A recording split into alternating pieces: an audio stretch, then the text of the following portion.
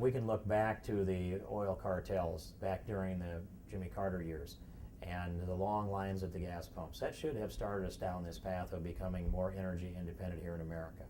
And we started that to some degree. In fact, some renewable energy started about that same time, and it's the ethanol that I think of.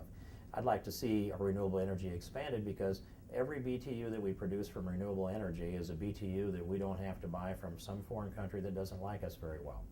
And when some will argue that it takes too much cost to produce wind-generated electricity or other renewable energy components, I would argue it costs a lot to send the battleships and the carriers and the Marines over to the Middle East as well. Now, I'm for national defense and a strong national defense, but if you're going to do a legitimate evaluation, then you have to calculate the costs of what it takes to support the defense of the high oil-producing areas in the country and the world versus what it is to take the resources that we have here in this country. So I'd like to see the expansion of all of the energy sources that we have, and our renewables includes our wind energy, our biodiesel, our ethanol, and to the extent that solar can be efficient and be competitive, and the geothermal.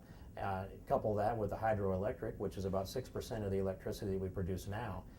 It is a pretty good portfolio. I'd like to see that expanded. We have to incent it with some credits. And then when we come to the grid that is necessary, there are areas out there that have high wind fields that can become significant wind generation areas, but they're not effective or efficient unless we can have the kind of power grid that they can plug into and transmit that electricity efficiently across the country.